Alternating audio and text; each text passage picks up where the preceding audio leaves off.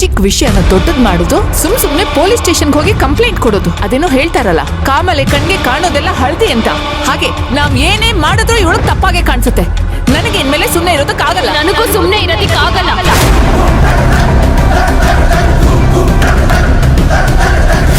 ನನ್ನ ವಿಷಯದಲ್ಲಿ ನೀವ್ ಏನೇ ಮಾಡಿದ್ರು ನಾನು ಅದನ್ನ ಸಹಿಸ್ಕೋತೀನಿ. ಆದ್ರೆ ನನ್ನ ತಂದೆ ಸಾವಿನ ಹಿಂದೆ ನೀವಾಗ್ಲಿ ನಿಮ್ ಗಂಡ ಆಗ್ಲಿ ಕಾರಣ ಆಗಿದ್ದು ಆ ವಿಚಾರದಲ್ಲಿ ನನ್ಗೆ ಚಿಕ್ಕ ಸಾಕ್ಷಿ ಆಧಾರ ಸಿಕ್ಕಿದ್ರು ನಾನ್ ಮಾತ್ರ ಸುಮ್ನೆ ಕೂತ್ಕೊಳ್ಳೋ ಮಾತೇ ಇಲ್ಲ.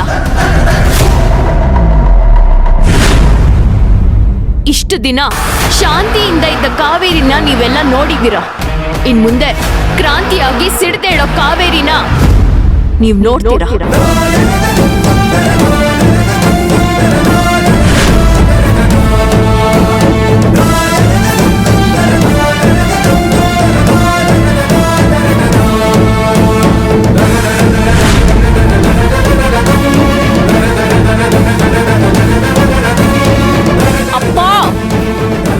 ಇಷ್ಟೊಂದೆಲ್ಲ ಮಾತಾಡಿದ್ರು ಸುಮ್ಮನೆ ಇದ್ದೀರಲ್ಲ. ಕಾತಿ, ಕುಡಿದು ಮಾತಾಡಬಾರ್ದನ್ನ ಮಾತಾಡಿರೋದು ನಿನ್ ಗಂಡ. ಅದ್ರಲ್ಲಿ ನಿಂದು ತಪ್ಪಿದೆ. ನೀನ್ ಸುಮ್ಮನೆ ಇರು.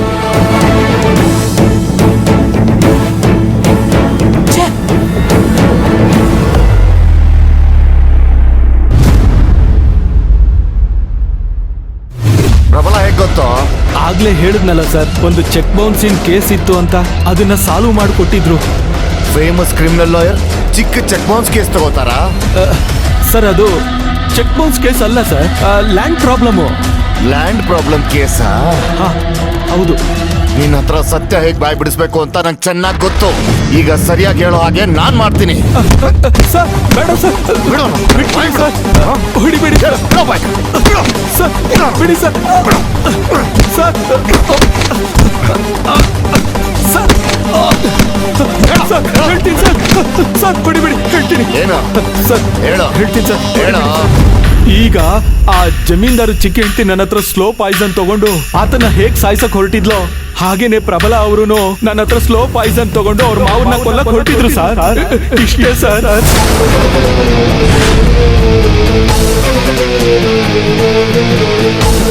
ಸರ್, ನಿಜ ಹೇಳ್ತಿದ್ಯಾ ತಾನೇ?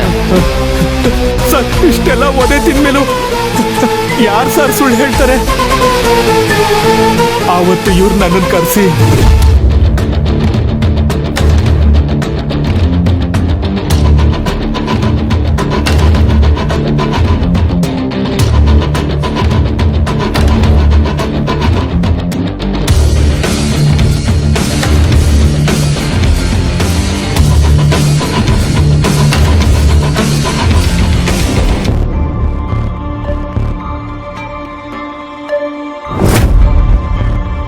ಯಾವುದೇ ಸಿಚುಯೇಷನ್ ಅಲ್ಲೂ ನಿಮ್ಮ ನಾಲ್ಗೆ ಮೇಲೆ ನನ್ನ ಹೆಸರು ಬರಬಾರ್ದು.